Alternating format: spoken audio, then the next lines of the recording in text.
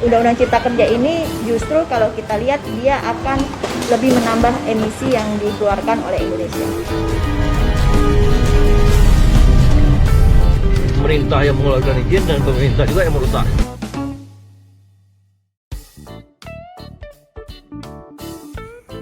Ferry dan Pak Suki itu membuktikan ada keringat Pak Effendi, juga ada perjuangan di situ yang dipotret oleh Watchdog sebagai ruang eksplorasi ngomong soal kehidupan.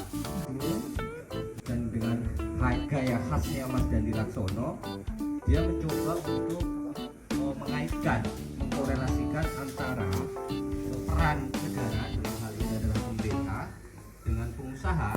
Kalau ngomong soal lingkungan, di Kabupaten Tegal itu ada beberapa lingkungan yang kemudian menurut saya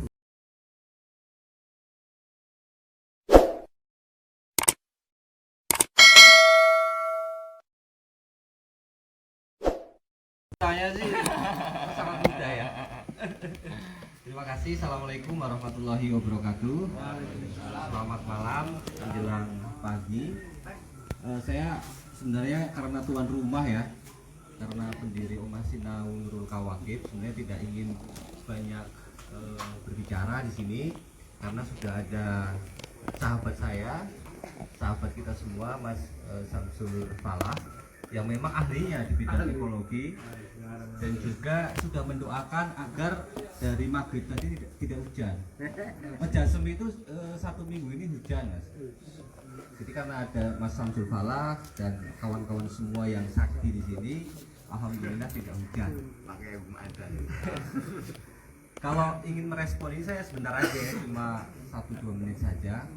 Yang pertama, seperti yang diketahui oleh teman-teman semua, film ini terlalu panjang. Karena terlalu panjang, hampir 2,5 jam, maka klimaksnya itu berkali-kali. Jadi naik turun, dan dengan gaya khasnya Mas Dandi Laksono, dia mencoba untuk mengaitkan, mengkorelasikan antara peran negara, dalam hal ini adalah pemerintah, dengan pengusaha yang tadi sudah disorot, ada di DPR, ada di eksekutif juga, dan juga dengan masyarakat. Jadi relasi ini yang mungkin nanti akan banyak kita diskusikan, Mas Samsul Falah. Kemudian yang kedua, kita ingat film Seksi Killer ya. Waktu itu kita bedah di atas dengan pengunjung yang tidak sedemikian banyak ya, cuma 10-20 orang. Tapi ada bintang tamu spesial. Teman-teman dari hukum Allah. Oh iya, sampai nggak banyak berbicara kita ya, asli itu. Dari film Seksi Killer maupun film ini, sepertinya Mas Dandi Laksono berhasil menemukan momentum. Dulu kita ingat film Seksi Killer itu di launching bertepatan dengan akan dilaksanakannya Pilpres, betul ya? Pemilu. Jadi kita ketawa-ketawa, di situ ada Jokowi, ada Luhut, Bapak Luhut, ada anaknya Jokowi, ada juga Prabowo, para pengusaha yang punya korelasi, punya relasi dengan perusahaan tambang pada waktu itu. Nah, pada kesempatan kali ini saya ingin sedikit mengomentari bahwa launching film Kinipan ini ternyata kalau kita perhatikan itu berbarengan dengan satu pandemi. Sudah jelas ya, sekarang masa pandemi, kita banyak atau ekonomi kita turun drastis, yang kemudian ada undang-undang Cipta Kerja yang tujuannya adalah untuk memperluas investasi di daerah di tengah ketidakmampuan daerah untuk menghasilkan keuangan sendiri. Jadi perlu teman-teman ketahui bahwa hanya 30% pemerintah daerah di Indonesia ini yang PAD-nya itu kuat. Selebihnya 70% kabupaten dan kota di seluruh Indonesia itu masih mengandalkan transfer dari pusat, masih mengandalkan APBN, sehingga investasi dari perusahaan-perusahaan besar di daerah, baik itu untuk tambang, untuk kehutanan dan lain sebagainya, itu menjadi hal yang lumrah dilakukan oleh pemerintah. Yang kedua, momentumnya pas. Pas karena apa? Dulu tahun 2018 kita ingat Presiden mengeluarkan Impres nomor 8 tahun 2018 tentang moratorium sawit, pembukaan lahan sawit. Nah, karena di dalam klausul itu ada moratorium hanya berlaku sampai 3 tahun, berarti tahun ini habis ya teman-teman ya. Maka tahun 2021 ini akan habis moratorium itu. Pertanyaannya adalah apakah Dandi mencoba untuk memprovokasi teman-teman aktivis, juga memprovokasi pemerintah agar moratorium itu dicabut atau justru diteruskan? Ini menjadi kegundahan kita dan kita coba untuk terus pantau. Kemudian yang terakhir, karena sudah malam, saya ingin teman-teman komunitas Tegal Membaca dan teman-teman semuanya yang mempunyai keahlian dan keinginan serta kemauan membuat film seperti Mas Dandi, gitu ya, itu coba kita diskusi, kita ngobrol, tentu saja supaya bisa menghasilkan film-film serupa. Karena Mas Dandi kan hanya di sana ya, di Kalimantan, di Sumatera, fokus filmnya. Sementara kita di Tegal juga punya persoalan. Misalnya galian C di Kaligung misalnya, Kecamatan Kajen, Kabupaten Tegal misalnya. Nanti akan banyak disorot sama Mas Samsul Falah. Itu sampai sekarang masih terjadi konflik kewenangan antara masyarakat, antara bupati dan provinsi. Karena galian C kan kewenangannya ada di provinsi sebagai wakil pemerintahan pusat. Sementara bupati kalau ditanya, ini Mas Fatur nanti bisa komen. Oh, saya nggak tahu apa-apa dan segala macamnya. Saya kira itu sambutan dari saya, pemikiran dari saya selaku tuan rumah. Sekali lagi terima kasih. Selanjutnya saya serahkan ke Pak Kiai, pakar ekologi. Monggo, silakan Mas. Barangkali yang di belakang bisa merapat biar tambah hangat ya. Ini ada Pak Agus juga ya. Nanti Pak Agus juga akan merespon terkait masalah film ini juga. Ada Mas Batur. Dipersilakan untuk Mas Samsul merespon. Nanti saya kembalikan kepada teman-teman yang lain. Terima kasih. Assalamualaikum warahmatullahi wabarakatuh. Waalaikumsalam. Salam sejahtera untuk kita semua. Karena ini Jumat Agung, maka saya ucapkan shalom bagi yang merayakan pasca Jumat Agung ini. Pertama barangkali saya ketemu Mas Dandi Laksono di tahun 2018 saat dimana ada semacam pesantren ekonomi pesisir. Saya kira menarik untuk kemudian dan itu Mas Dandi Laksono ada beberapa yang kemudian saya munculin bahwa kok sebegitu beraninya beliau, sebegitu nekatnya beliau ngomong seksi killer, walaupun kehidupan ini masih dalam tahap, waktu itu masih dalam tahap rencana dan sebagainya. Pertama barangkali saya terima kasih sama Mas Pras dan Mbak Asmi sebagai tuan rumah dan teman-teman yang lain. Ada teman-teman yang di tahun 2018 kita ngomong soal saya, Mas Ara ya, ngomong soal PT saya di 2018 di mana? 17 ya? Iya. Di ini apa? Bukan, enggak, yang kita ngomong banyak sama anak-anak pang di Alpha IT itu 2017. Teman-teman pang, teman-teman musisi dan sebagainya. Saya mengambil langkah ini pertama saya bahwa mungkin bagian dari jeratan tugas akhir saya waktu S2 saya, bahwa waktu itu saya mau bicara soal teologi Muhammadiyah NU, tapi ngapain kamu bicara soal itu, udah nggak perlu lagi soal begitu. Rumahmu di mana? Rumahmu di Tegal. Banyak persoalan lingkungan yang kemudian muncul sebagai sebuah masalah, teliti aja sana. Maka saya waktu itu tesisnya ngomong soal lingkungan. Berawal dari situ saya mulai jatuh cinta, sehingga jatuh cintaan ini menjadi sesuatu yang saya mencoba untuk ukir di proses perjalanan itu. Di tahun 2018 saya pengen ada 2 surat kabar waktu itu, Radar dan Suara Merdeka. Saat itu saya mau merespon tentang Lebak Siu karena waktu itu lagi hebat-hebatnya konflik, dan itu saat itu ada peristiwa Bapak Entus almarhum saat itu ngonjogi Lebak Siu dan sebagainya. Nah ini sekedar cerita, nanti barangkali bisa direspon juga oleh Mas Fatur. Mas Dari Laksono berbicara tentang seksi killer, saya mau ngomong bahwa kenapa berhasil.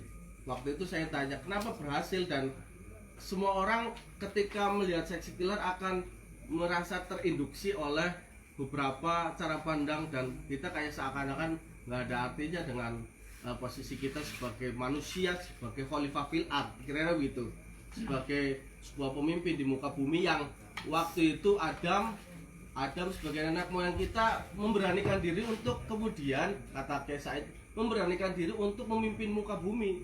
Walaupun waktu itu jin, malaikat lebih hebat, merasa lebih hebat, setan lebih hebat, tapi manusia mendeklarasikan diri sebagai pemimpin, menyiapkan diri. Nah, ada 3 hal untuk membuat film dari seksi killer. Pertama, 3 hal ini berbasis pada air. 3 air ini di dalam manusia pasti kemudian nanti Mas Fatur strateginya benar atau enggak, ini Mas Dari Laksono. Kalau buat film harus punya kriteria 3. Ini barangkali teman-teman juga pengen menginisiasi dokumenter. Air pertama adalah air yang ada di dalam tubuh itu keringat. Keringat itu bukan pada persoalan keringat, tapi ada kerja keras yang diposting di situ. Ada perjuangan yang ada di situ. Ferry dan Basuki itu membuktikan ada keringat. Pak Effendi juga tuh ada perjuangan di situ yang dipotret oleh Watchdog sebagai ruang eksplorasi ngomong soal kehidupan. Yang kedua, air yang kedua yaitu air yang menetes air mata. Setelah keringat, kemudian air mata. Air mata artinya ada kesedihan di situ.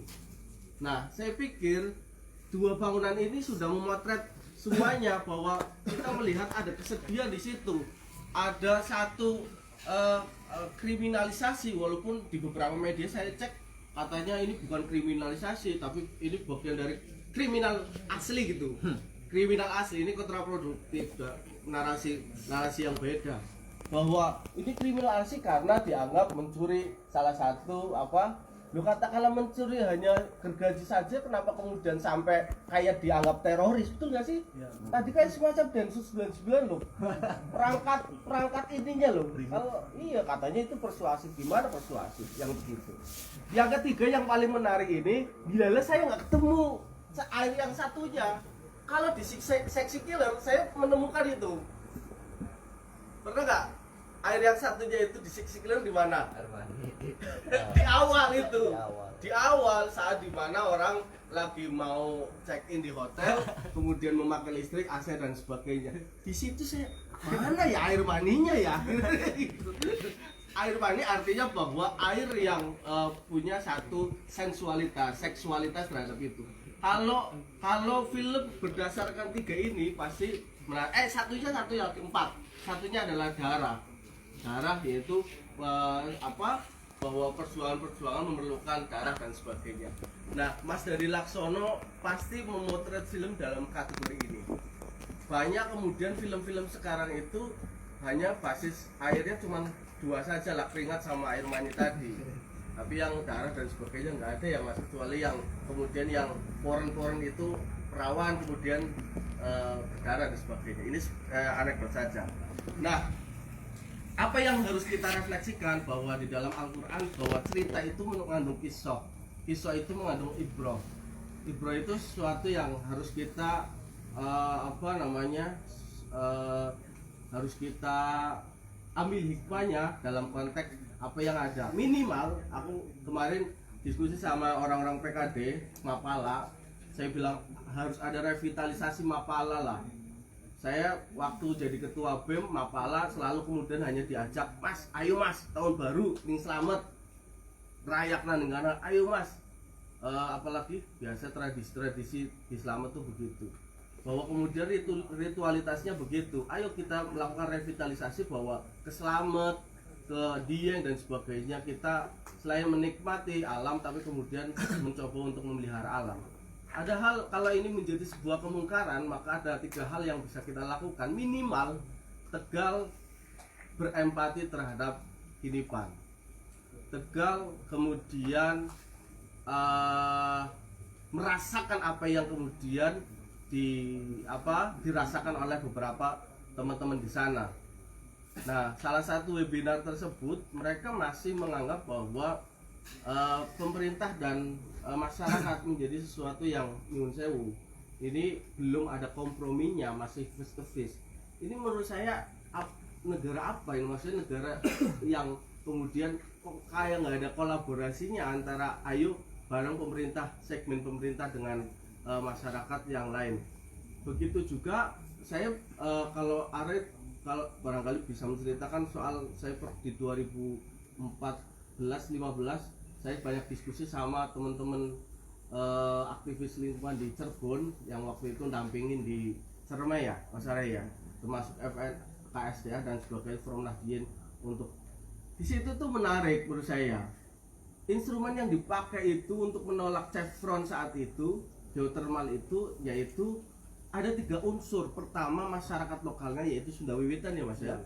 Kemudian kiainya juga luar biasa. Kemarin kita diskusi sama Mas Fatur, agama-agama kita kumpulin, pastor, terus Buddha dan sebagainya.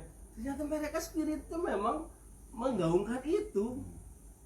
Agama-agama nggak berbicara soal lingkungan. Bahkan ada salah satu Gunardi, tokoh agamawan Buddha, mengatakan dulu di zaman Majapahit di setiap jalan yang ada di jalan Majapahit itu harus ada tanaman, ada pepohonan besar yang untuk melindungi ekosistem, katanya begitu.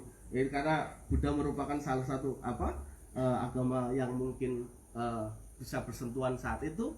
Saya percaya saja bahwa itu memang dilakukan oleh negara saat ini, negara Sriwijaya saat itu. Nah, saya nggak pengen panjang lebar. Ayo kita tarik di Tegal, ayo kita tarik di Jawa Tengah. Saya mencatat ada beberapa kasus-kasus yang ada di Jawa Tengah. Selain juga nanti barangkali ini menjadi ibrah ya Mas, bahwa tadi ada perjuangan yang barangkali nanti bisa di copy paste oleh kita dari perjuangan teman-teman di Mas Dandi dan beberapa teman-teman workshop yang lain. Tahun 2018 saya menemui ketua adat yang ada di Cajaban. Salah satunya punahnya tradisi Nyi Cawong memanggil hujan karena desakan, karena ketidakperhatian pemerintah saat itu, dan hari ini nggak tahu. Walaupun hari ini masih ada sedekah bumi di Cajaban, tapi tradisi Cawong yang lahir ratusan tahun, bahkan puluhan tahun mungkin itu sudah tidak lakukan. Persoalannya tidak ada perhatian pemerintah. Yang kedua, bahwa si pawang tersebut ada ancaman atas nama agama, katanya kafir, kira-kira begitu. Saya dampingi, Pak, tolong Pak, orang usaha katanya untuk tradisi itu sebenarnya tradisi 3 bulan untuk memanggil hujan. Beliau kemudian melakukan tradisi Nyicowongan saat itu. Nah, satu saja saya kepengen lihat kayak apa, dan berhasil saya dokumentasikan, walaupun katanya ada beberapa kejadian saat dimana pemuda yang belum nikah itu cowoknya itu sampai seneng, sampai cinta, akhirnya dibawa oleh cowoknya. Itu salah satu menarik cerita dan tradisi itu, dan sekarang nggak ada. Akibatnya apa? Saya nggak tahu ini korelasinya apa. Akibatnya kekeringan yang ada di hutan Iya, nanti kalau jadi negara Mas Fatur itu banyak nanti. Apa? Gedung Jati ya Mas? Gedung Jati akibat ini dan sebagainya. Nah, saya diskusi sama teman-teman Sawangan, teman-teman Bumi Jawa saat ini bahwa hari ini yang perlu kita pertahankan adalah mata air yang ada dua kasus yang di sana. Pertama dampak korporasi SAE, yang kedua adalah ini yang paling berat dan paling menguji kesabaran bahwa kalau tadi korporasi, tapi kalau di Sawangan di Bumi Jawa itu peralihan hutannya itu sama pribumi di sana Mas. Kepentingannya, persoalannya hitung-hitungannya kayak gitu kan, daya tampung dan daya dukung. Kalau berbicara lingkungan itu daya tampung dan daya dukung kita terhadap hutan, kelebihan atau kekurangan. Buktinya bandang di sana muncul, betul nggak kemarin? Nah, terus banyak hal-hal yang saya kira ngomong soal O2 aja, bukan CO2-nya. O2-nya itu menjadi sesuatu yang kita bisa hitung. Intinya bahwa kita suarakan bahwa Sawangan kritis. Ada mata air di di salah satu mata air di Bumi Jawa juga kritis karena dampak dari peralihan itu. Yang menarik, kata beberapa kemarin itu Mas Budi, hampir mau face to face itu antara masyarakat dan masyarakat Mas, karena yang menjadi satu keanehan tersendiri adalah pihak perhutani yang cenderung untuk kemudian membiarkan begitu saja, kira-kira begitu. Nah, persoalan-persoalan itu saya potret banyak hal, termasuk Nyun Sewu. Kemarin ada Walhi, Direktur Mas Fahmi Pastian mengatakan kalau ini dibiarkan Tegal akan tenggelam. Ini potret saintifik bahwa ketika hutannya sudah menjadi hutan yang tidak punya resapan, maka sebetulnya daerah tinggi aja sudah kebanjiran. Kira-kira begitu. Biasanya sih kebanjiran apa? Adiwarna, Talangan begitu kan? Saya kira meja Sarean. Saya orang di Sarean. Ini kok daerah atas sudah punya kebanjiran. Apa mangsanya, apa logikanya, kira-kira begitu. Karena apa, resapannya udah luar biasa. Maka dari itu menurut saya, mumpung ini bagian dari trigger saja, nanti banyak ada beberapa pemanas-pemanas yang lain, saya kira harus kita bangun konstruksi bahwa saya bilang bahwa kalau jihad di Jalan Tamrin itu menjadi sesuatu yang tidak dibolehkan oleh negara dan agama, tapi jihad ekologi menjadi sesuatu yang dibolehkan oleh Allah Subhanahu wa taala. Kira-kira begitu. Kalau Kristen dibolehkan oleh Yesus lah, kira-kira begitu. Nah, jihad ekologi ini menjadi penting karena apa? Mungkin sudah dideteksi oleh Al-Quran mengatakan bahwa apakah manusia itu akan kemudian lahir sebagai pengurusa di muka bumi ini? Jawabannya adalah sama kita. Kita dalam posisi yang mau tinggal diam, pengerusak atau apa? Karena kata promotor saya mengatakan bahwa kalau Anda tinggal diam, maka Anda merelakan kekafiran yang ada. Kafir. Kafirnya kafir ekologis, Mas. Tapi kafir imaniah itu nggak menjadi sesuatu. Nah, ini menjadi penting bahwa klaim kita bahwa itulah yang kemudian dipotret oleh Stark and Glock.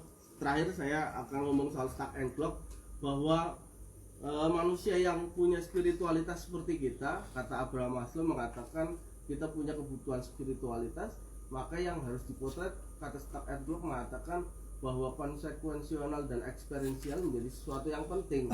Kita punya satu ritualitas sholat, tapi kemudian kita lalai terhadap kepentingan alam sekitar kita. Nah, ini yang menjadi sesuatu pertanyaan, apakah kita masih beriman atau enggak, kira-kira begitu. Sehingga ketika kemudian ada satu penganiayaan alam sekitar kita, itu menjadi penting. Pak Banu dan Mbah Nun itu bercerita gunung itu butuhnya saat dimana lagi nggak di bencana. Artinya apa? Saat bencana kemudian kita mengadakan doa besar-besaran kan? Padahal enggak, gunung pengen dikomunikasikan bahwa aja kentene nyong jengkel loh, angger jengkel terus kemudian sampai pada inget terus kita istighosa. Ya sedurunge nyong jengkel ya dipelihara sedemikian rupa. Begitu juga dengan alam, begitu juga dengan hutan. Jangan sampai kemudian, karena di dalam teologi ekofeminisme mengatakan, biosentrisme mengatakan bahwa alam akan mempengaruhi kita, bukan kita yang hanya mempengaruhi alam, hutan yang mempengaruhi kita, kehidupan kita, bukan kita yang hanya mempengaruhi hutan terhadap itu. Ini menjadi catatan. Tetap Mas, saya punya keyakinan bahwa ketika ada keserakan-keserakan yang terjadi di PT SML dan sebagainya, terus kemudian ada beberapa hal ketidakontentikan terhadap NGO yang lain, mereka ngakses dana tapi akses dananya hanya lipstick lah, kira-kira begitu Mas. Sehingga menurut saya kepedulian kita dari Tegal Membaca, dari Nurul Kawakib ini menjadi sesuatu yang menurut saya tetap harus kita gelorakan bersama-sama. Kita nggak mungkin akan menjadi sebagai orang yang silent majority, tapi lantas kita laka pengaruh ya Mas, anak jadi siapa laka pengaruh ya? Salah satu orang umur belum 15 tahun yang namanya Greta Thunberg, itu orang Swedia, nggak mau sekolah, setiap harinya itu dia pegang poster bahwa selama saya masih melihat orang-orang yang bersekolah kemudian tidak peduli terhadap lingkungan, maka saya tidak akan sekolah. Ini menjadi penting bahwa Greta, sekelas Greta yang dipotret di negara Swedia ini menjadi penting. Maka gunakanlah salah satu, kalau kemudian pengen meningkat kepada bilisanihi, maka apa yang terjadi, maka kita gelorakan di Facebook kita, di Twitter kita, bahwa kita termasuk orang yang peduli terhadap lingkungan hidup. Karena apa? Kata Mapala, tempat bermain kita di sana, gunung, hutan, tempat bermain kita. Jangan sampai ketika kita mau ke Slamet, kita diperlihatkan panas bumi gitu, mau bayar, itu kan luar biasa. Artinya apa? Ini kan bagian dari hal-hal yang sifatnya nggak lucu juga ketika kemudian kita itu diperlihatkan banyak hal tentang begitu. Kalau sampai pembacanya Mas Arif sampai kepada ruang arseniknya ya Mas, artinya saya pernah dibantah dari siapa ning kayak Mas Jawa Barat di mana yang berhasil katanya domba kambing domba itu mana? Garut katanya berhasil, nggak ada arsenik dan sebagainya. Bukti ini kunyuk wis pada mudun kok nang Purwokerto. Sama kan banyak hal. Nanti kita mudah-mudahan kita bisa ke sana Mas. Bisa, artinya bahwa ayo apa yang kita lihat menjadi sesuatu yang selain kemudian kita merasakan penderitaan mereka, kita juga bisa menyuarakan hal-hal begini. Terima kasih dari saya, mungkin ekspektasinya besar sampai ke saya, tapi inilah maksudnya, mudah-mudahan ini hanya kita diskusi saja, kita bareng-bareng. Saya kira bukan pertanyaan tapi statement menarik, ajakan menarik menjadi sesuatu yang paling penting. Nanti Mas Fatur juga bisa ngobrol soal bagaimana kemarin, karena ada Mas Budi dan Mas Kamal juga berbicara soal pengalihan lahan, alih fungsi lahan di sana, kira-kira begitu. Terima kasih. Salam lestari. Kalau kita lingkungan itu salam lestari ya. Saya langsung bangkitkan biar semangat. Salam lestari. Salam lestari. Terima kasih. Assalamualaikum warahmatullahi wabarakatuh. Tadi untuk respon dari Mas Prasana, Mas Samsul, barangkali dari teman-teman ada yang ingin merespon. Ya, Mas Fatur. Silakan dari teman-teman. Ada yang ingin merespon terkait dari film ini, baik bentuk pertanyaan ataupun pernyataan, silakan, supaya nanti diskusinya bisa enak. Silakan, Sarai, silakan. Pak Agus, silakan. Pak Agus, silakan untuk merespon. Apa kira-kira Asmi yang mau dia cuma nih. Terima kasih sama wabarakatuh. Cukup dewek mana Dari kandangnya. Bang Samsul tadi. Salam lestari. Wah, yang luar biasa. Kalau tadi kita melihat luar biasa sekali pemandangan yang menyentuh di kita semua. Kemudian kalau kita lihat data yang tadi dimunculkan, ada sesuatu yang menarik menurut saya, terutama pengambil kebijakan kita itu 55% adalah pengusaha. Yang menurut saya ini yang penting. Jadi ya ini sebenarnya terjadi di hampir banyak negara ya. Artinya pengambil kebijakan di negara itu rata-rata memang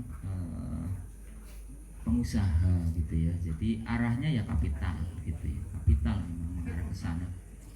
Hampir semua begitu. Sehingga kadangkala kita juga disodori oleh berita-berita tentang bagaimana politisi itu tidak baik gitu ya.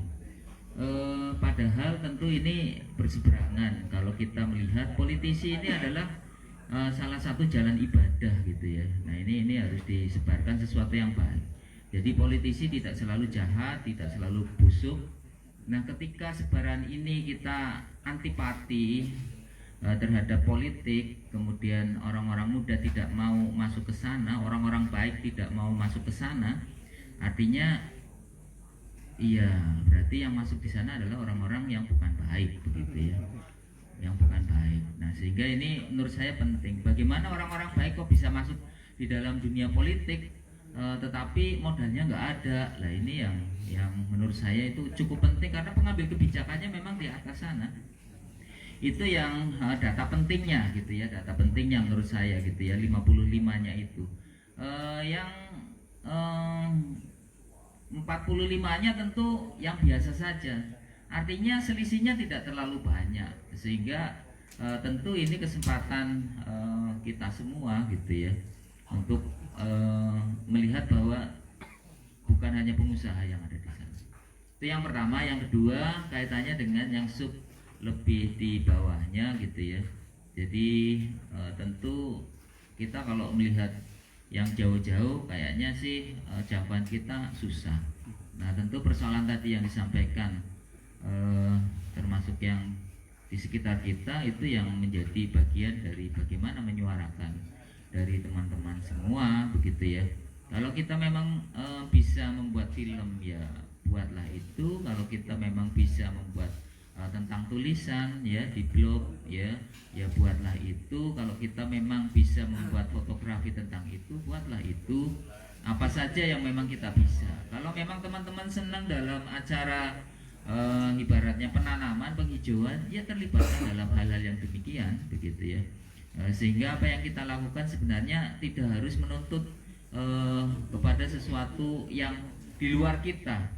Jadi apa yang kita bisa lakukan, pengaruh apa yang bisa kita buat sebarkan, itu mungkin lebih bisa kita kerjakan dibanding kita hanya berharap terhadap sesuatu yang mungkin jangkauannya sangat berat ya bagi kita. Artinya yang bisa kita kerjakan apa, yaitu yang digerakkan. Kira-kira kalau memang di Tegal Membaca kegiatan-kegiatan bisa diarahkan ke sana, ya saya kira itu yang dilakukan. Saya kira itu dari saya, terima kasih. Dari teman-teman yang lain barangkali ada yang mau merespon? Silakan. Ada, langsung aja kasih mic ya. Ya, arah. Silakan. Dari Korwil Selatan. Ayo. Mas Imam. Ada enggak yang ingin merespon? Atu-atu kok. Mas Satur, silakan Mas Satur. Untuk ikut merespon. Nah, gitu. Terima kasih atas waktunya.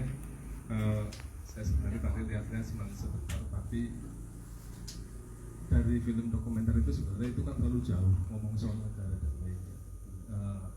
Saya pikir melihat atau nonton film itu bisa juga ditarik ke daerah. Kira-kira di sekitar kita itu ada enggak yang kemudian lingkungan kita itu terkontaminasi atau kemudian memang sudah tidak layak lagi menjadi lingkungan yang luar biasa. Ini tadi sudah disampaikan banyak oleh Mas Samsul dan Mas Bas termasuk kampus. Tapi soal Kabupaten Tegal perlu yang yang saya sampaikan adalah kalau ngomong soal lingkungan di Kabupaten Tegal itu ada beberapa lingkungan yang kemudian menurut saya rusak. Yang pertama Galiance yang ada di kabupaten, meskipun itu tanah milik warga, milik masyarakat, tapi pasti kapan waktu akan jadi banjir, atau jangan-jangan Cacaban akan luntrah terus kemudian banjir akan kemana-mana. Hujan besar kemarin saya melihatnya juga beberapa video, banjir sudah mulai kencang. Ya, banjir bandang untuk tidak banyak tidak sampai ke desa. Galiance itu kayak ada 2 titik lah, Margasari sama Lubung Pantai. Meskipun itu tanahnya tanah juga di tanah warga, tapi Galiance ini kan Galiance tanah ya. Ini kan ketika kita tanyakan ke daerah, ke pemerintah daerah pasti akan ngomong bahwa itu adalah kewenangannya provinsi. Yang kedua soal Galiance pasir yang ada di Kaliku. Dulu saya pernah turun langsung ketika Gubernur Bibit Waluyo itu datang ke Kaliku, dan masyarakat sekitar karena dia bekerja itu menghadapinya dengan tinggi, padahal dikawal oleh Kapolres dan Dandim. Dan waktu itu provinsi moratorium bahwa Kaliku tidak boleh diambil hasilnya dengan alat berat, tapi sampai sekarang juga masih ada kan sungai, padahal filosofinya sungai itu tidak boleh lurus. Sungai harus belok-belok. Ya entah benar entah tidak, pulang dari situ saya mendapatkan kabar Pak Gubernur saat itu mendapatkan beberapa koper yang ada di mobil. Ini ya. Udah ini ya. Ini saya dapat kabar begitu, entah benar entah tidak. Iya. Tapi ternyata Galiance yang diangkut dengan alat berat masih dijalankan. Sementara banyak warga sekitar yang kemudian hanya ngambil pasir pakai pacul yang untuk kebutuhan sehari-hari, itu juga kemudian kalah oleh para penambang yang pakai alat berat. Saya pikir kalau kemudian Kalikum sudah mulai naik, bahkan bahaya sekali banjirnya. Ada juga kasus lingkungan yang menurut saya meskipun itu menjadi benturannya dengan perusahaan. Tugu Jati, Margasari, perusahaan yang punya modal besar, termasuk yang alat berat yang masuk Kalikum punya modal besar. Mereka rata-rata, sepengetahuan saya, mereka rata-rata orang yang dekat dengan para pengambil kebijakan, baik di kabupaten maupun di provinsi. Teman-teman para aparat pun sangat dekat dengan mereka. Nah, di Balapulang misalnya ada, ini bukan Galiance tapi pemecah batu. Gunung-gunung dipecah dengan tapi meskipun sebenarnya itu tidak boleh gitu, tapi kemudian itu dilakukan dan banyak perusahaan di situ. Ketika kemudian warga demo, itu kemudian langsung larikan ke Polres, mediasi di Polres, nggak tahu selesainya gimana gitu. Saya termasuk yang bukan termediasi, yang terkena imbasnya. Karena saat itu kami datang memberitakan dan kemudian dituntut untuk disomasi 2 miliar untuk berikan kepada CV itu, dan milik CV itu luar biasa, backingannya adalah para meskipun ketika pengadilan memenangkan media kami dan mobil ada yang pecah gitu kira-kira di pengadilan, padahal hanya warga demo, warga kita beritakan warga demonstrasi menghalangi memecah batu di wilayah Danwari ke atas. Ini meskipun mungkin teman-teman sudah tahu soal beberapa kejadian alam atau lingkungan yang ada di sekitar. Di Talang misalnya, di Talang Kesarian gitu lah. Rekomendasi Jerman harus diketuk. Kesarian harus dipindah itu warga besar ya. Udah naik. Siap. Untung ya yang akhirnya kemudian banyak anak-anak kecil yang mungkin tidak senormal kita. Ada beberapa titik yang kemudian harus dinormalisasi. 3 tahun yang dilelang di pemerintah pusat sampai hari ini belum di belakang amat kurat ini yang harus diketuk sekitar 4 meter lah, terus diganti tanahnya. Karena kalau hidup di situ terus kemudian pakai air situ ya nggak bakalan diminum. Pencemaran limbahnya luar biasa. Yang mulai kasus terbaru yang kemudian Nggak banyak yang kanker ya. limbahnya luar biasa di Markasari. Nah, meskipun sampai hari ini sudah sepi seperti sepinya pesarean gitu lah. Tapi kita juga nggak tahu apa yang harus dilakukan pemerintah sampai hari ini. Pemerintah masih yang seharusnya rekomendasi itu pesarean harus pindah, tapi akan dipindah kemana? Nah, kejadian-kejadian yang kemudian wilayah gunung harus pindah karena keretakan, karena sering banjir, karena alam rusak. Saya pikir ini bukan semata-mata karena alam yang terjadi. Pasti ada sebab kenapa kemudian itu terjadi kerusakan alam. Nah, kita tahu semua kalau hutan di sana dilakukan penebangan dan lainnya oleh perusahaan. Hutan di wilayah Tegal sebenarnya ada yang kemudian waktu rame-ramenya ada penebangan, hari ini dilakukan juga penebangan oleh perusahaan. Saya sering setiap saat selalu melewati Jatinegara kan. Karena wong Jatinegara. Saya orang Jatinegara. Jadi dulu ketika saya selalu lewat jarang kemudian hutan-hutan pohon jati, pohon pinus sebenarnya ditebang. Tapi saya lihat sekarang ini banyak yang kemudian ditebang itu ditanam lagi. Padahal ketika menanam butuh waktu yang lama.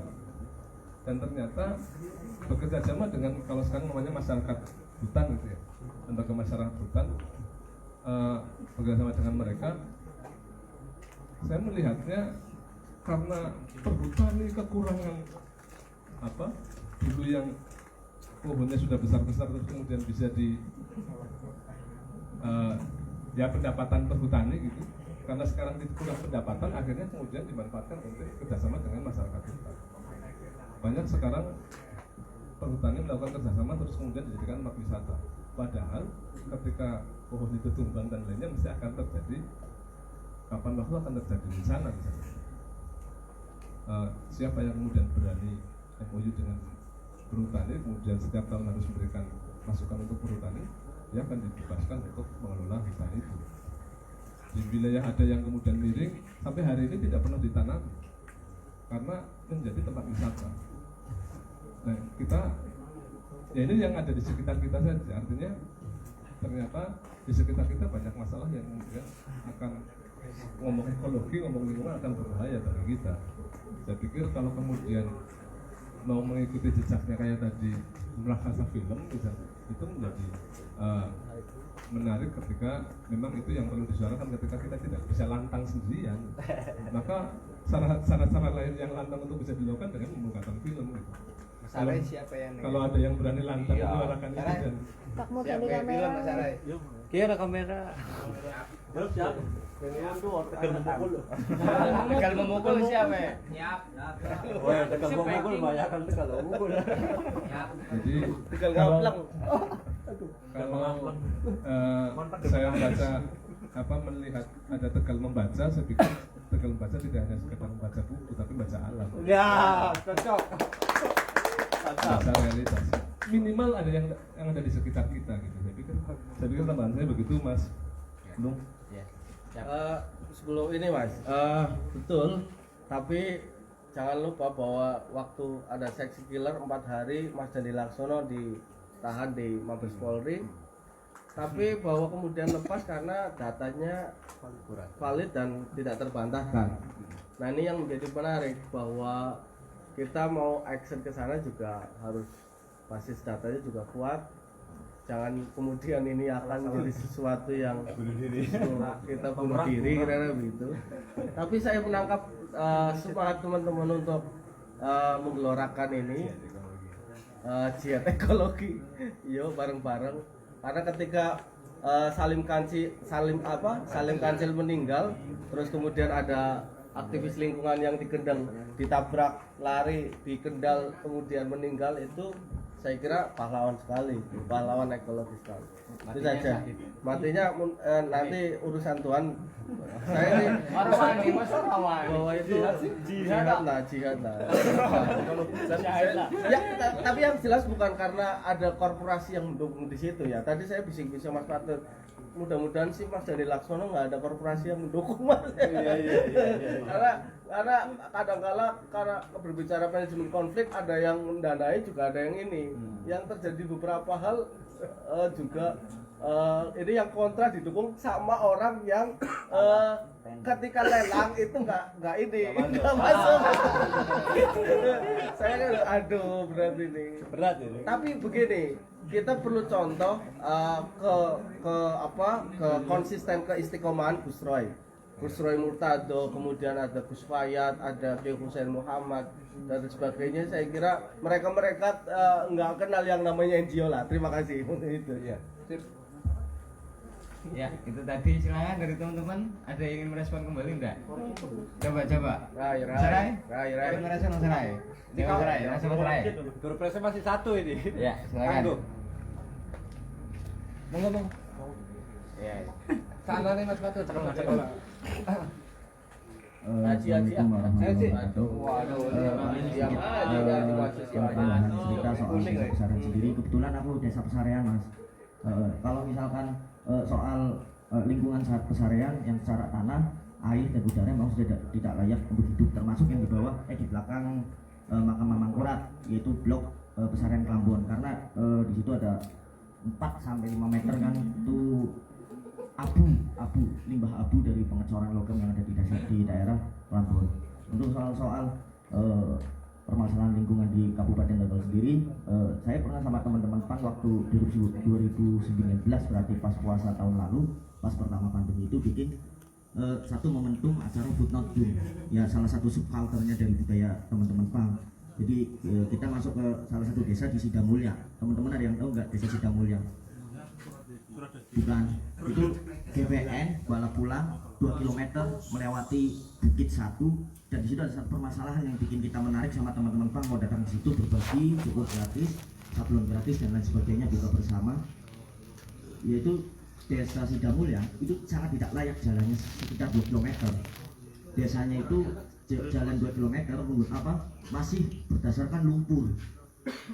Banyak beberapa cerita kalau anak-anak desa Sidamulya pengen ke puskesmas, mereka harus jalan kaki. Kalau musim hujan seperti ini mereka harus jalan kaki, kalau motor nggak sanggup. Ada juga ada orang yang kritis ingin dibawa ke puskesmas di Lebak Siu itu sampai ditandu dan di tengah jalan itu mati, meninggal dunia. Jadi permasalahannya waktu saya menulis press release acara Food tersebut, banyak media portal online di Tegal pengen mengangkat isu ini. Ternyata konfirmasi di info WA, Mas kita nggak berani. Ternyata jalur tersebut kenapa sampai sekarang belum dibangun yang layak, itu milik perhutani dan para militer.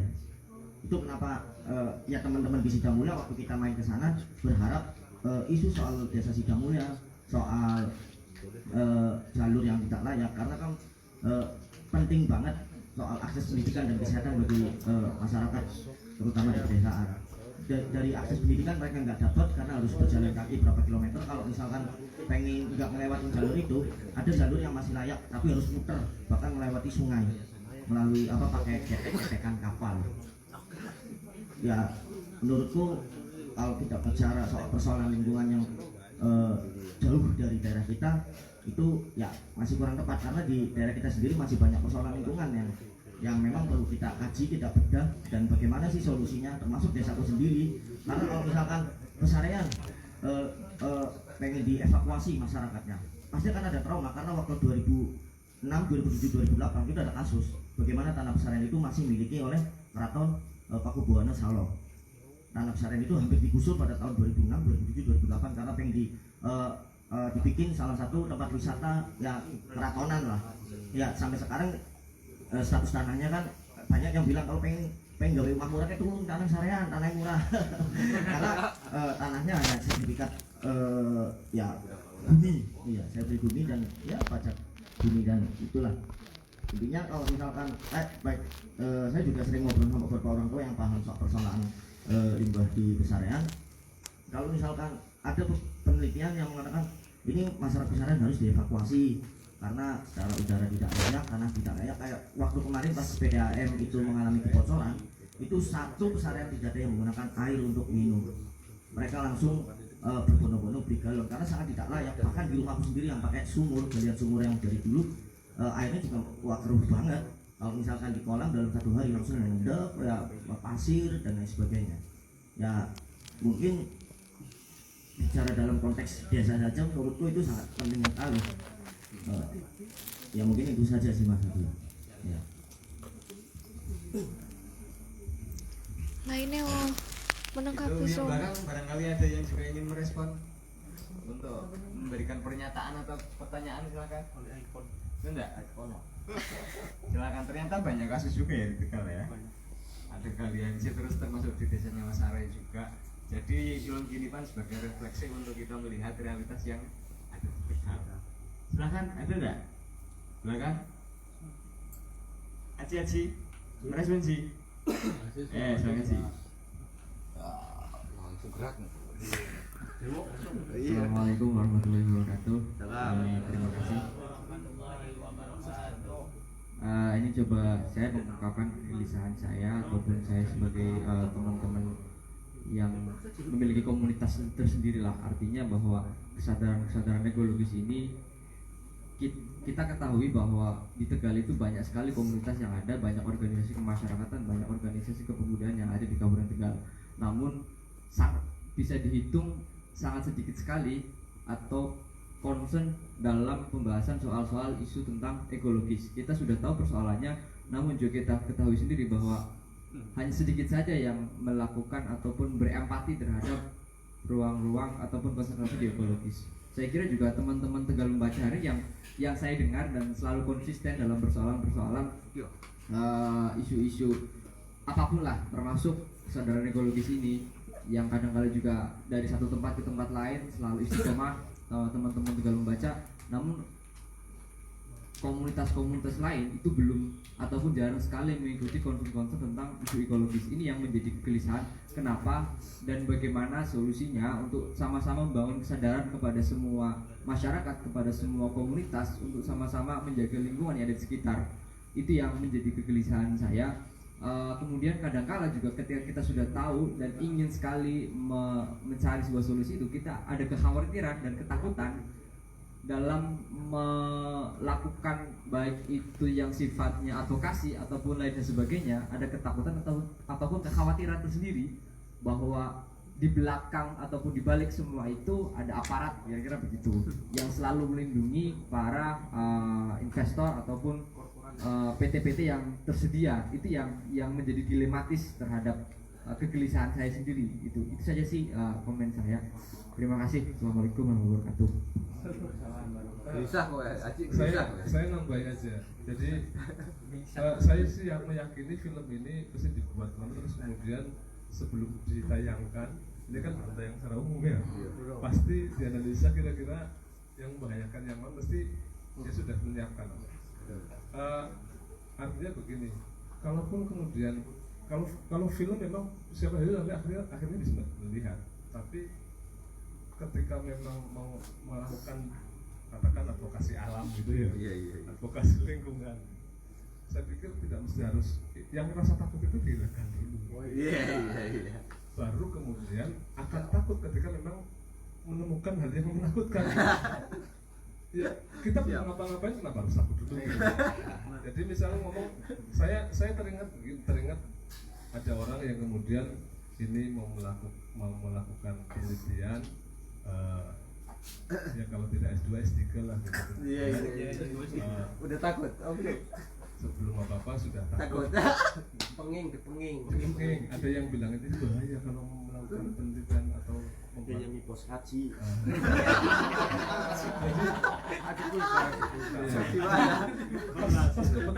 Kebetulan mungkin juga ngobrol dengan yang lain, tapi kebetulan ngobrol dengan saya gitu. Saya pikir kalau kemudian itu belum menemukan hal yang memang apa yang kita pikirkan, kenapa kita tidak melakukan itu?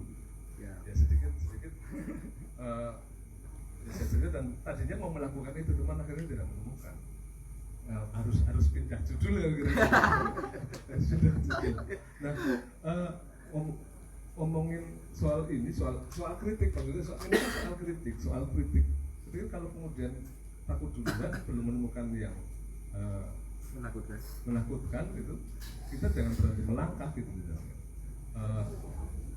Siapa yang tahu kemudian kalikung misalnya itu sebenarnya salah, aturannya salah.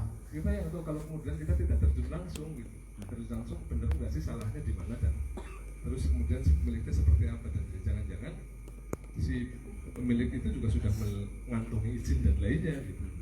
Meskipun dulu ada moratorium kayak tadi ada moratorium ya 3 tahun gitu, karena ya akhirnya tidak mesti dengan film, ya dengan cara apapun yang kemudian, karena kalau film memang akhirnya bisa ditonton oleh semuanya. Ketika kita tidak bisa menyampaikan secara langsung, bisa juga ditonton oleh para pengambil kebijakan baik dari daerah maupun dari pusat gitu, apalagi dari provinsi.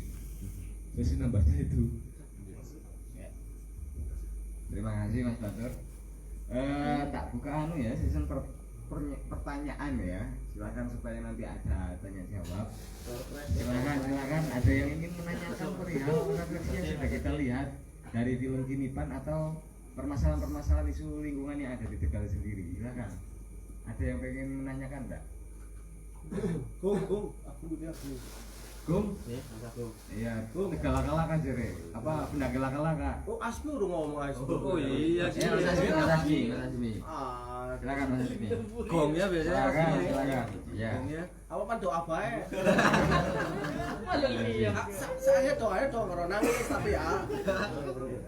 Ya pintar. Tidak memukul, sehat.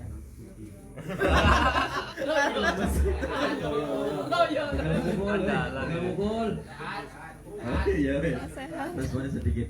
Baik, assalamualaikum warahmatullahi wabarakatuh. Buat teman-teman Tegal Membaca, Tegal Memukul dan juga rekan-rekan yang lain, yang 50% juga terbagi di komunitas-komunitas yang mungkin belum berkenalan dengan Tegal Membaca, gitu. Langsung saja.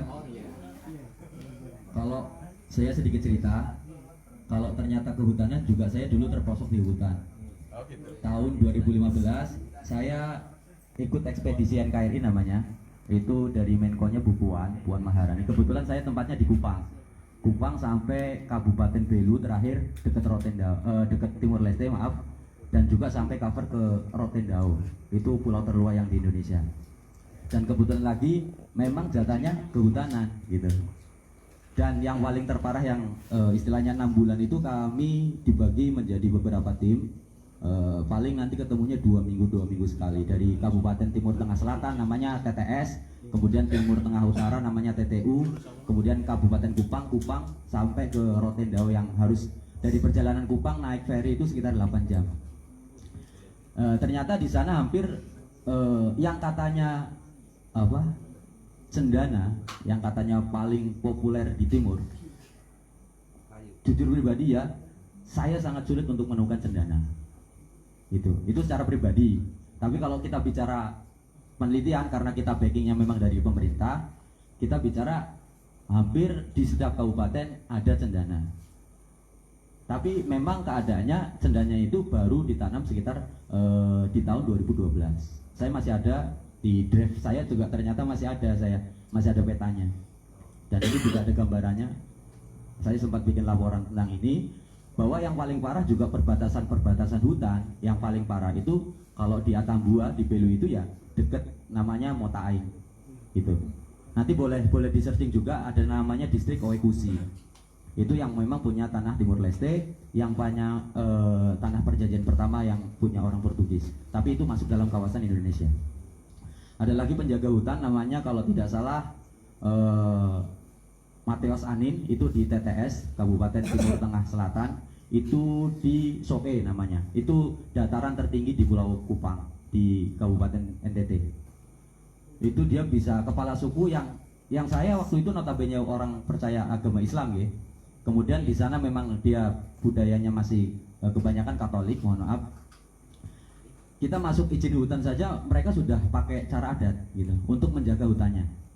Dan itu benar-benar saya rasakan gitu, walaupun saya berkepercayaan berbeda. Dia buang potong ayam, kemudian ayamnya dilempar ke tengah, tiba-tiba semua yang kabut, awan yang tutup semua itu jadi benderang-benderang gitu, terang benderang. Dan itu saya lihat sendiri dengan mata kepala, dan bahkan bukan saya sendiri, tapi teman-teman yang lain gitu. Sampai segitunya mereka menjaga tanah leluhur mereka. Dan kalau bicara masalah hutan itu banyak, ada hutan HPT, hutan produksi terbatas, terus HK, kemudian HK hutu nomor, ada hutan lindung, kemudian ada hutan produksi terbatas dan sebagainya. Ada juga nanti produksinya larinya ke hasil hutan non kayu seperti tadi yang disinggung adalah madu dan sebagainya. Tapi juga itu konsesinya kembali ketika saya ditanya waktu itu masuk ke sana, Papa Dong mau datang apa Bimari, katanya begitu. Jadi bapak-bapak ini mau datang ke siapa, katanya gitu. Sedangkan yang kita ketahui di situ yang bermain juga mohon maaf memang rata-rata dari rekan-rekan yang sudah ada pangkatnya. Jadi kami ketemu kami ketemu masyarakat adat, kemudian kami juga mencari data kepada pemerintah. Ke Bupati pun waktu itu namanya kalau nggak salah A.A. Beretolo, dia bilang begitu, Papa Dong kesini mau cari siapa? Yang bermain juga semuanya teman-teman Papa Dong semua, orang-orang yang berbaju itu, katanya begitu. Jadi di sana juga marak istilahnya pembalakan liar, bahkan skalanya juga besar gitu. Bahkan yang kami temukan rata-rata mereka sudah koordinasi terstruktur dengan istilahnya pejabat daerah, termasuk dari dinas kehutanan itu sendiri. Waktu itu masih dinas kehutanan kalau tidak salah. Dan bagaimana mau mengeluarkan istilahnya kayu keluar aja, otomatis mereka akan dijegal polisi. Tapi ketika itu rata-rata kayu-kayu itu sudah berada di rumah-rumah warga, kayak gitu. Padahal jarak dari rumah warga ke hutan juga cukup lumayan, akses juga hanya satu gitu. Tapi mereka selalunya orang timur bilang ini tidak bisa dikatakan dengan hanya istilahnya jalur mulus izin saja, tapi katanya harus ada jambi-jambi apa sehingga katanya kalau truk lewat atau apa lewat itu mereka tidak kelihatan gitu. Dan itu yang kami bikin pusing. Kalau saya pusing, tapi kalau mohon maaf yang tentara-tentara dia tidak akan ambil pusing gitu, karena sudah tahu maksudnya jawabannya hanya itu saja. Jadi kata kalau kita turun sebagai peneliti ya mungkin secara jiwa dan kepentingan berbeda dengan mereka yang istilahnya mempunyai kepentingan masing-masing. Nah, hasil kami ada namanya bendungan Rotiklot, boleh dicek ya di Google atau di Instagram. Rotiklot yang sekarang di Atambua atau di Timur Leste itu perbatasannya, itu hasil-hasil yang dulu kami kerja. Soalnya nyari patok-patok hutan itu juga ternyata susah. Sekarang bayangkan luas Indonesia itu hanya patoknya itu hanya berupa patok saja, tidak ada batasan lain. Sedangkan orangnya serumpun seumpama. Timur Leste dan Timur Atambua orang Belunya sama. Lah bagaimana kita mau menjaga keamanan kalau orang sapinya orang Timur Leste masuk ke daerah Indonesia, atau mereka membajak sawah di Indonesia dan sebagainya. Itu karena daerahnya secara teritorial patok batasnya hanya itu gitu. Dan sekarang yang kita lihat seolah-olah digede-gedein, seolah kayak di Kalimantan yang memang dijaga oleh TNI Polri. Di sana rata-rata ya dibiarkan gitu aja gitu. Jadi hasil hutan apapun yang diambil oleh mereka kita juga nggak bakalan tahu karena batasnya hanya patok-patok saja. Dan patok-patok itu umurnya tidak bakal lama. Soalnya kalau sekali godam saja patok-patok itu bakal pecah gitu loh. Jadi memang istilahnya ya dipasang-pasang gitu aja. Mungkin karena keterbatasan transportasi atau apa dan sebagainya macam, saya kurang yakin itu, kurang tahu lah. Dan balik lagi untuk ke Tegal, di desa saya juga pernah didatengin Pak Bupati waktu itu Pak Bantus, sempat dicegal tahun 2017 gara-gara apa? Gara-gara pengerukan tanah yang sangat dalam di Desa Pasangan, Talang. Itu tahun 17 mohon maaf, itu sampai dipatok sampai didatengin Bupati waktu itu. Memang secara jalan pun sudah melebihi tidak wajar lah gitu. Bahkan kemarin yang waktu 2019 didatangin Miss Adriana, dia juga bilang dari Kolombia, waktu datang ke pasangan bilang orang-orang kamu itu serakah, dia bilang gitu. Dia makan seenaknya, orang tuanya mereka makan, tidak menitipkan untuk anak cucu. Buat apa, kata dia begitu. Saya nggak akan lama di sini, saya cuma 3 hari, saya mau lihat desa pasangan yang notabene-nya sudah begini gitu loh. Gitu. Itu padahal kalau diusut-usut lagi tanah-tanahnya memang sebenarnya tanah-tanah bongkok yang punya pemerintah sendiri. Dan itu disewakan oleh pemerintah desa untuk istilahnya orang-orang yang mau berusaha. Kemudian diambil kedalamannya sekitar 1-2 meter.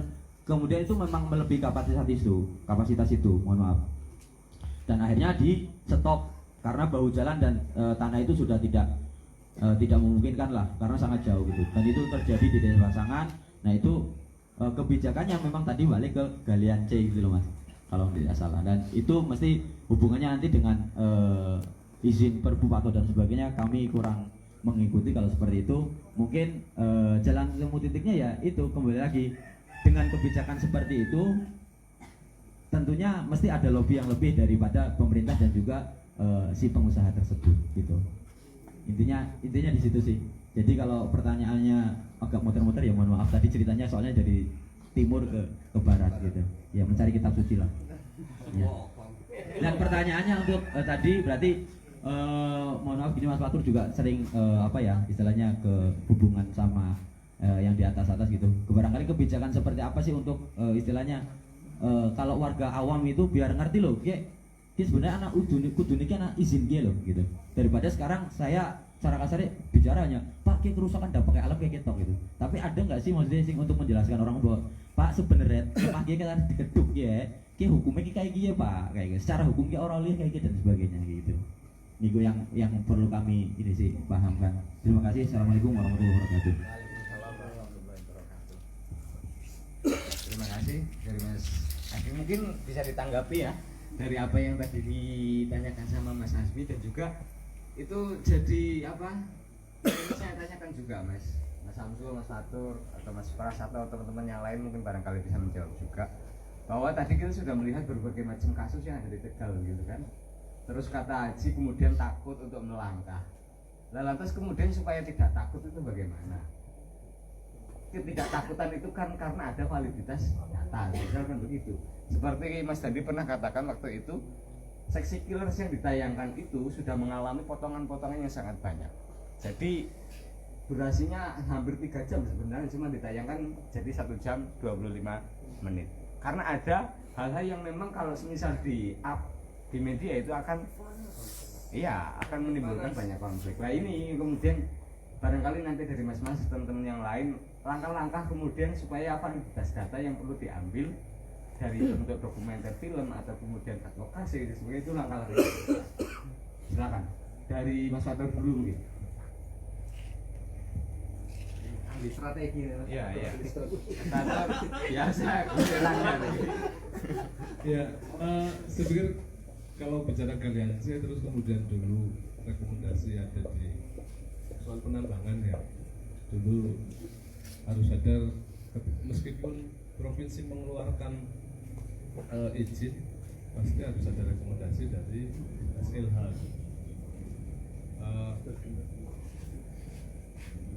Dulu sih memang pernah ada izin itu dikeluarkan oleh bupati, tapi karena kemudian ditarik kewenangannya ke provinsi, terus kemudian ditarik ke provinsi. Ya secara eksplisit soal data kewenangan kalian C yang harus izin di provinsi sama yang bukan, saya sebenarnya juga tidak tahu. Karena beberapa desa ada yang kemudian ngeduk tanah terus kemudian dimanfaatkan tanahnya dijual, meskipun sebenarnya itu kayak membahayakan warga. Kayak kemarin terjadi anak-anak meninggal di wilayah Pangkah gitu, terus yang tadinya tanahnya dijual untuk bata. Tapi saya pikir apakah itu juga tidak ada izin dari provinsi, tapi semuanya tetap melaksanakan itu. Saya pernah sebenarnya karena ini mumpung orangnya sudah meninggal, jadi saya melihat dengan kasat mata gitu, beberapa perusahaan berdiri di tanah jalur hijau, padahal jalur hijau itu tidak boleh dibuat bangunan dan lain-lain. Terus ya karena media juga ada, media juga tidak kemudian semata-mata harus memberitakan, karena media rata-rata juga media bisnis gitu. Maka saya setelah pribadi kemudian langsung bertemu dengan bupati almarhum, ini sudah mati, mumpung sudah mati saya ceritakan. Dia ngomong, gimana Pak kebijakan itu? Ini jelas sudah tidak dilarang dan lainnya. Meskipun jauh hari sebelumnya ada yang sedang berusaha bahwa tanah jalur hijau itu menjadi jalur kuning. Sampai hari ini masih ada yang berusaha meskipun RTW belum keluar seperti itu masih jalur hijau. Ketika saya tanya bupati, saya akan tertib. Saya tidak pernah takut dengan siapapun. Saya orang tidak ngaling-ngaling bahasa Tegal. Tapi besok saya tanyakan ke bawahan saya, gitu.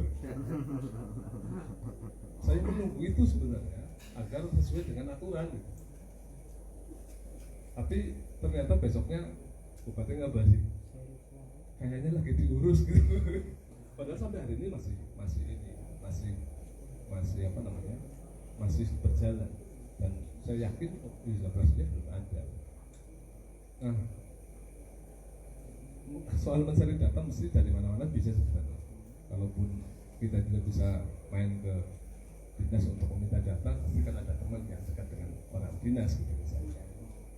Kenapa kemudian Mas Samsul selalu ngadain diskusi? Sebenarnya karena butuh ketidaktahuan gitu. Jadi mengundang orang dinas untuk membicarakan hal yang ada supaya kita bisa tahu gitu.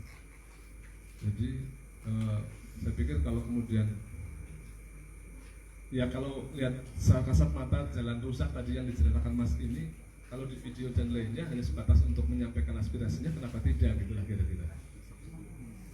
Meskipun karena ketika tanah hutan bisa jadi jalan juga kalau ada kerjasama antara Pemkab dengan perhutanan. Jadi kalau soal pencarian data dan lainnya pasti ada jalan lah. Yang penting film itu menurut saya, film atau berita atau tulisan itu menurut saya adalah bahasa jurnalis itu proporsi, berimbang gitu. Ketika di situ ada pencemaran dan lainnya, perlu juga dikomentari dari pemerintah daerah gitu misalnya, pemerintah desa misalnya, atau warga sekitar merasakan apa, desa terus kemudian melakukan apa, terus harapannya apa, itu kan sebatas penyampaian itu yang kemudian kita simpulkan agar tersampaikan, tersalurkan kepada mengambil kebijakan sebenarnya. Tidak kemudian menjadi opini kita dan lainnya. Saya pikir itu, Mas. Tambah sedikit dan ini menarik menurut saya juga, bagaimana sih sebetulnya membangun kolektif kolegial yang tidak sektoral, kira-kira begitu, yang tidak sektoral, yang nggak individual dan sebagainya. Saya bilang bahwa komunitas ini sebagai security system kita. Banyak teman-teman PMI di Indramayu ngomong soal diskriminasi petani dan sebagainya. Teman-teman Rembang juga ngomong soal gendeng dan sebagainya. Nah, intinya sebetulnya kita bersentuhan dulu lah sama teman-teman terdampak. Kayak apa? Merasakan itu yang paling penting sebetulnya. Saya sempat berbesmillah ketika mendengar berita dan sampai ke situ di salah satu daerahnya Arai. Karena orang ibu-ibu hamil menghirup udara yang nggak sehat, meminum air yang nggak sehat, dampaknya Mbak Asmi pasti tahu bahwa ada dampak dari kandungan yang menurut saya, jadi itu sudah dipublish banyak. Terus kemudian yang ada di Kajaban misalnya, orang-orang adat yang tidak terpelihara oleh pemerintah dan tidak punya satu dukungan sama sekali, mereka kehilangan roh dan sebagainya. Ini yang menjadi sebuah catatan. Nah, soal tadi data itu sebetulnya bisa dilihat di beberapa tadi di Dinas Lingkungan Hidup. Kita kaji soal AMDAL-nya, analisis dampak lingkungannya. Ya mungkin kalau ngomong soal konstitusinya maka undang-undang LH-nya dan sebagainya. Tapi ini yang menjadi catatan dan itu tersirat tadi. kalau sampai lihat detailnya. Bu Siti Nurbaya itu sebetulnya sudah melarang akan adanya apa tadi hutan yang dibangun jalan itu kan, sudah melarang. Lah kemudian ada salah satu Pak Bos yang udahlah lingkungan hidup itu kalau melarang ngangel-ngangeli investor datang ke sini, lawan aja. Itu kan salah satu hal yang kontraproduktif. Dan mungkin barangkali hal-hal seperti ini yang terus kita kaji. Menurut saya gini, kemarin saya juga bilang 98, malari dan sebagainya sebetulnya bagian dari orang yang terbangun dari kolektif yang skocis kecil begini. Nggak mungkin ada reformasi, nggak mungkin ada malari dan sebagainya kalau kemudian nggak ada skocis kecil kayak begini. Ini sebetulnya Tegal membaca, Tegal memukul, Tegal kamplang, Tegal yang lain. Jangan sampai kemudian mereka menganggap oh Tegal itu sudah aman, kondusif, warganya diapa-apain juga nggak ada masalah, kira-kira begitu. Nah, yang paling penting warga terdampak merasa terayomi oleh kita yang nggak terdampak. Itu sudah menjadi kekuatan besar itu. Orang kita datang ke Sawangan, Mas, ini dan sebagainya. Itu sudah begitu tuh udah luar biasa. Apalagi nanti ada skenario lain, misalnya ada audiensi dan sebagainya. Audiensi, kajian AMDAL, makanya saya bilang kalau ini konsisten, saya kira akan mendatangkan satu kebermanfaatan tersendiri bagi kita semua. Saya sih sering bilang bahwa kalau Gus Dur bicara bahwa kematiannya adalah kematian yang tertawa, maka hidupnya harus kebermanfaatan, kira-kira begitu. Terima kasih. Langsung Mas Nambah dikit aja, kalau saya langsung action aja. Maaf tadi Mas Fatur memprovokasi saya. Kalau memang ada yang mau bergerak ya saya siap fasilitasi dan membantu. Itu aja, makasih. Siap deh kami Mas Pras ini ya. Jadi dari teman-teman Tegal Memukul siap ya? Ya, memukul siap petis. Siap. Jadi Tegal Memukul itu underground-nya dari Tegal Membaca. Oh gitu.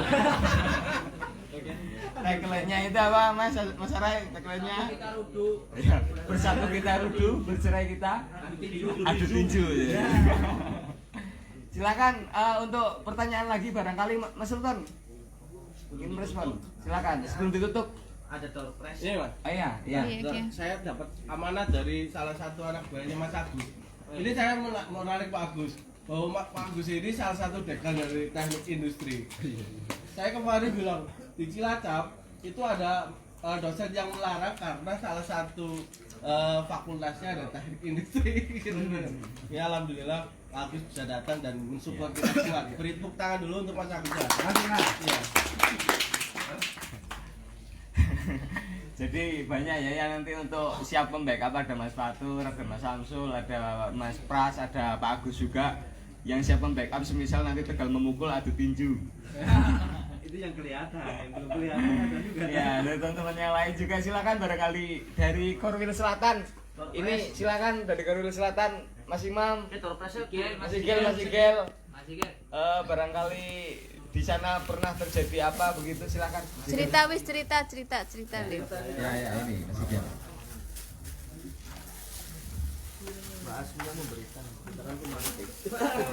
Assalamualaikum warahmatullahi wabarakatuh. Waalaikumsalam warahmatullahi wabarakatuh. Saya mau nanya mengenai proyek PLTPB untuk tindak lanjutnya gimana ya? Soalnya di bulan Februari kemarin tim dari PT SAE melakukan survei di daerah Sawangan. Gitu. Udah cukup. Ini ditanyakan. Ini dompet di situ takut ini. Oh iya. Ini yang tanya dapat dompet langsung. Iya, boleh. Ada tahu Silakan ini Mbak Asmi bisa memberikan sama yang kasih door apa yang Aktif berhak aja, untuk mendapatkan aktif. door prize ini. Ini dari Mas Igal sebagai Korwil Selatan Mas Igal. Itu kamu aja yang Menanyakan terkait masalah tindak lanjut adanya PT SAE geothermal yang ada di Slamet karena katanya PT SAE ada yang sudah kecil bocah itu masih kecil aja. Mampu 4.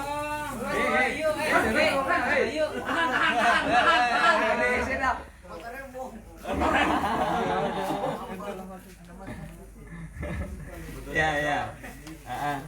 Kira-kira terus ada lagi nggak kira-kira yang mau ditanyakan selain dari Mas Igal? Ya silakan Mas, siapa namanya? Ngomong Pak, semakin lama semakin asik. Bismillahirrahmanirrahim. Assalamualaikum warahmatullahi wabarakatuh. Salam lestari. Oke. Saya tidak tahu ini akan berlangsung berapa lama lagi. Saya kira sudah banyak yang mulai pamit. biasanya sampai Iya, subuh. sampai subuh ya akhir dari sesi ini. Tapi di sini di sisa-sisa semangat dan teman-teman yang masih ikhlas duduk untuk saling mendengarkan bercerita di sini. Perkenalkan, nama saya Abi. Saya baru 2 bulan di Tegal. Saya aslinya Palembang, Pak. Saya kebetulan baru keterima kerja, pindah tugas di sini di UPS. Di UPS. Dosen ya? Belum. Bukan dosen. Teman-teman buat diskusi di kelas. Iya betul. Oke. Cerita sedikit sebelum saya ikut bercengkrama di film tadi. Selama 2 bulan di sini saya masuk di high season mungkin untuk curah hujan di Tegal. Saya tinggal di Mejasem sini di Pala 1. Berapa kali pada saat curah hujan yang saya rasa cukup tinggi, saat saya dari rumah ke kampus, saya pernah menghitung ada sekitar 7-8 genangan air yang saya lewati dari Pala Barat 1 itu sampai ke UPS. Mungkin salah satu konklusinya bahwa ada serapan air yang buruk atau misalnya dataran di suatu daerah itu terlalu tinggi. Nah, saya kurang paham letak geografis daerah sini. Tapi mendengar banyak cerita tadi ternyata memang ada kerusakan ternyata yang sudah mulai berjalan, yang juga mungkin sudah direncanakan dari jauh hari oleh pemerintah. Saya hati-hati sekali dalam berbicara masalah pemerintah. Mungkin kita harus menyamakan konsep dasar dulu. Kalau kita berbicara pemerintah, siapa yang kita tuju? Kalau misalnya kita bicara negara, siapa yang kita sebut, begitu ya. Mungkin secara paling aman saya boleh meminjam istilahnya Ben Anderson dari negara. Mungkin beliau lebih sering menyebut negara itu adalah bentuk imajiner dalam pandangan seseorang. Kalau kita ditanya negaramu apa yang terlintas dalam pikiran kita? Sebuah nama kah, lambang negara kah, warna bendera kah, atau bayangan saja yang ada di negara? Kita tidak tahu letaknya, kita tidak tahu bentuknya, tapi kalau ditanya negaramu apa, kita sebut Indonesia. Nah, itu dulu. Jadi di dalam film tadi ada tiga hal besar yang disampaikan dan Dilaksono menurut saya. Sesuai dengan judulnya tadi, ada pandemi, kemudian kerusakan lingkungan, dan Omnibus Law. Oke, Omnibus Law. Seperti yang Pak Pras sampaikan tadi, karena mungkin filmnya terlalu lama ya, sampai kita juga mengantuk. Karena dokumenter, mungkin sifat filmnya memang menyajikan kehidupan kita sehari-hari, jadi agak monoton. Jadi untuk sampai ke epilognya, dari prolog ke epilog tadi itu ada sekitar 7-8 bab yang itu juga sangat membosankan. kalau misalnya kita tidak jatuh cinta awalnya dulu dengan tentang ekologi ataupun kerusakan lingkungan yang ada. Saya mungkin mau memulai dengan kata-kata lingkungan. Kalau kita bicara masalah lingkungan mungkin multidimensional yang melibatkan banyak kalangan ya Pak. Saya tidak mengerucut, tidak akan membahas masalah filmnya karena saya rasa film itu hanya sebagai tesis untuk tesis yang dilemparkan oleh Dandi Laksono. Cerita Kinipan, cerita kerusakan hutan itu adalah selentingan kecil dari masalah-masalah besar yang dihadapi di Indonesia. Itu adalah tesis dari Dandi Laksono lewat sebuah film. Kemudian antitesisnya adalah kumpulnya kita malam ini berdiskusi, mencurahkan semua ide, gagasan, tanggapan, pertanyaan, dan saya harap antitesisnya seperti yang Pak dosen tadi bilang, ada gerakan-gerakan real seperti yang diharapkan juga dari Pak Pras tadi dari kegiatan kita malam ini. Kalau memang antitesis dari perkumpulan kita malam ini teman-teman Tegal memukul mau membuat film misalnya itu berarti tesis yang dilontarkan oleh Dandi Laksono berhasil ya Mas ya. Nah,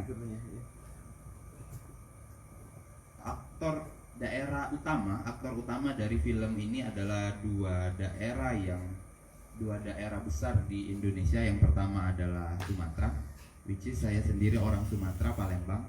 Saya sebenarnya tidak tahu betul, tapi tahu banyak. Tidak tahu dalam, tapi tahu banyak tentang hutan, kemudian kondisi geografis segala macam yang ada di Sumatera. Dan untuk di Kalimantan sendiri, saya kira apa yang diangkat oleh Dandi Laksono itu daging-dagingnya saja. Misalnya sebelum itu dia memberi gambaran kita bagaimana 70% tanah di Kalimantan itu sudah dikapling untuk penambangan batu bara yang melalui Sungai Mahakam, ponton-ponton itu lewat mengalirkan batu bara sampai ke pembangkit listrik tenaga uap yang ada di Pulau Jawa segala macam, yang artinya bahwa mungkin listrik yang kita pakai malam ini, cahaya yang dihasilkan oleh lampu ini adalah hasil dari kerusakan alam yang ada di Kalimantan. Ini paradoks sekali menurut saya. Tapi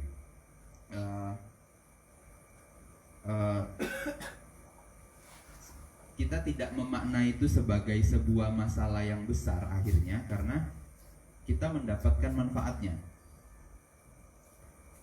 Gitu ya mungkin teman-teman. Koreksi kalau kira-kira saya salah. Data menyebutkan sekitar 60-80 tahun lagi batu bara yang ada di Kalimantan itu habis, atau di Indonesia tepatnya itu habis dalam waktu 60-80 tahun lagi, karena itu adalah sumber daya yang tidak bisa diperbaharui. Itu. Yang artinya adalah generasi terakhir penikmat batu bara, kemudian mesin uang yang diciptakan oleh perusahaan-perusahaan itu adalah cucu presiden. Mungkin di zamannya John Etes ya.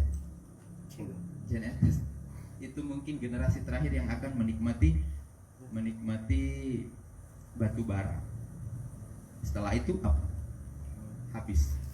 Nah, kalau kita bandingkan ada 350 tahun cadangan batu bara yang dikelola oleh yang dimiliki oleh Amerika Serikat, dan itu terus mereka tidak mengeruk itu, tapi mengembangkan alternatif, sumber-sumber alternatif, salah satunya panel surya dan solar. Nah, yang ingin saya cermati, karena background saya adalah ilmu pemerintahan, saya ingin menceritakan sebuah teori tentang fork barrel politik. Jadi bagaimana kebijakan itu lahir, bagaimana kebijakan itu diambil, ada istilahnya folk barrel politik. Dari teori ini lahir di abad awal 19 oleh Marx di tahun tepatnya 1919. Di situ secara gampangnya begini, atau bahasa Indonesia politik gentong babi. Mungkin teman-teman sudah familiar dengan istilah ini. Politik gentong babi itu artinya kekuasaan atau kekuasaan baik sumber dana dan masyarakat, sumber manusia SDM dan sumber dana uang yang dimiliki oleh incumbent atau pemerintah itu diarahkan semuanya untuk kepentingan pribadi.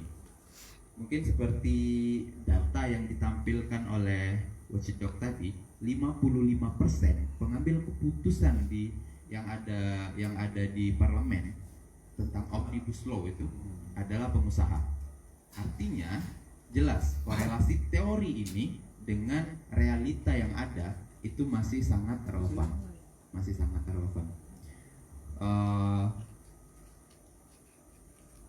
Kritik teori ini sebenarnya sudah banyak dilakukan, tapi terbantahkan karena memang praktek politik pada saat ini yang masih sangat kejam, masih sangat jelek. Dan sebenarnya kalau bicara definisi politik malah banyak sekali ya para politikus yang sudah mendefinisikan politik itu sebagai sebuah cabang ilmu atau kegiatan sosial yang ada di tengah masyarakat.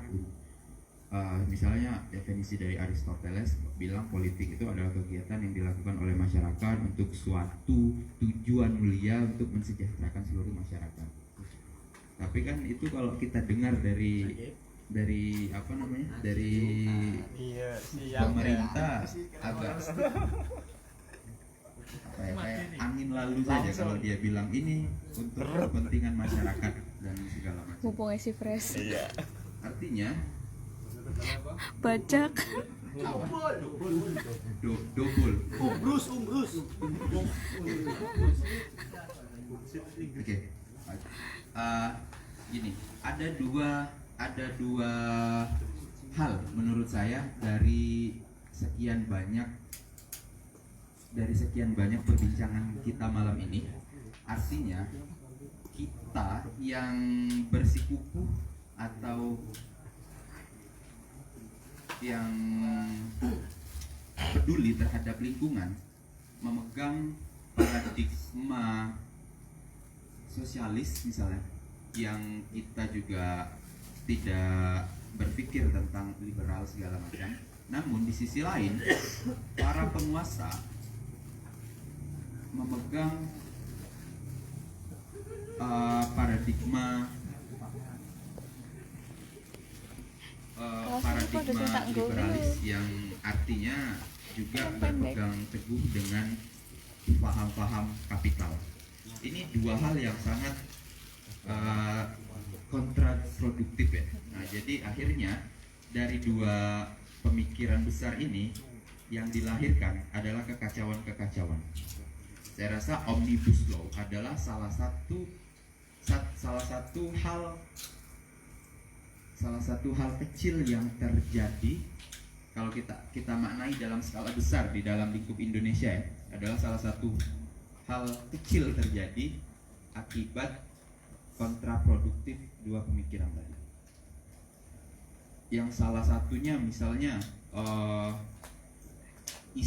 isinya yang paling fenomenal itu misalnya perjanjian kerja waktu yang tidak tertentu, yang artinya di perundangan sebelumnya kalau teman-teman kerja di perusahaan itu, kalau teman-teman kerja 2 tahun berturut-turut, itu tahun ketiga harusnya sudah menjadi pegawai tetap.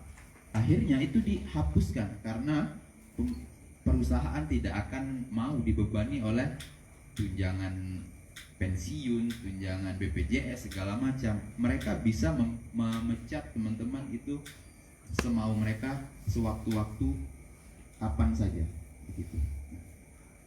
Jadi ada ada banyak singgungan ya, tentang paradoks atau masalah yang hadir atau tesis yang dibawa dan Laksono ke hadapan kita melalui filmnya ini. Saya harap antitesis yang keluar nanti menjadikan kita semua di sini adalah very yang ada di Tegal, kemudian juga siapa tadi satunya Mas Basuki yang ada di Tegal itu punya spirit yang sama dengan Basuki dan Ferry yang ada di Kalimantan dan di Sumatera. Terima kasih. Wassalamualaikum warahmatullahi wabarakatuh.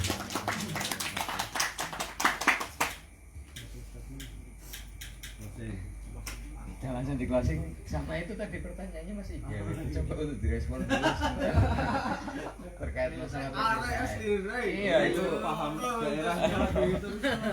Jauh-jauh itu dari Korwil Selatan tanya terkait masalah PT saya kok. Iya, Melasi Bumi Jawa banjir kayak lucu loh. Saya coba ini ya, Mas apa namanya? Gil. Wakil PT saya. Wakil PT saya. Demo. Kalau sampai hari ini, kemarin juga kita diskusi sama Mas Fahmi Bastian, Walhi, bahwa sampai detik ini saya belum menemukan titik panas bumi yang spotnya yang berhasil untuk menemukan titik. Masih eksplorasi lah kira-kira begitu. Nah, sementara dalam ini ada beberapa kacamata yang lain mungkin ya. Kalau saya sering berdebat juga, itu kan nggak ada masalah. Dalam kacamata itu ada kebermanfaatan. Ya saya bilang bahwa kalau memang kebermanfaatannya lebih besar, itu oke. Bermanfaatan soal pemanfaatan listrik tadi ya. Oh kita eksplorasi panas bumi, terus kemudian listriknya gratis. Nah. Gitu. Ya nggak? Jawa Tengah katanya kan satu titik itu akan kemudian ini katanya akan menghidupkan listrik bukan hanya di Jawa Tengah tapi di lain ya di situ ya, nanti bisa ditambahi. Nah persoalannya ini dampak soal begini itu bisa kemudian mengurangi beban pembiayaan listrik di masyarakat nggak? Kemudian kedua tadi, kalau eksplorasinya nggak memakan sebegitu luasnya hutan, ini kan ngendor ketemu ini nanti Mas Agus barang pindah mani berapa hektar dipotong dan sebagainya. Yang kedua, dampak kebudayaan menjadi sesuatu yang justru hilang begitu saja. Saya nggak tahu suku adat di sana ya, tapi kalau di Cermen dan sebagainya itu justru ada beberapa orang-orang yang terdepan untuk ngomong soal itu. Tadi saya baca di CNN mengatakan bahwa ini beneran enggak ya, Ray?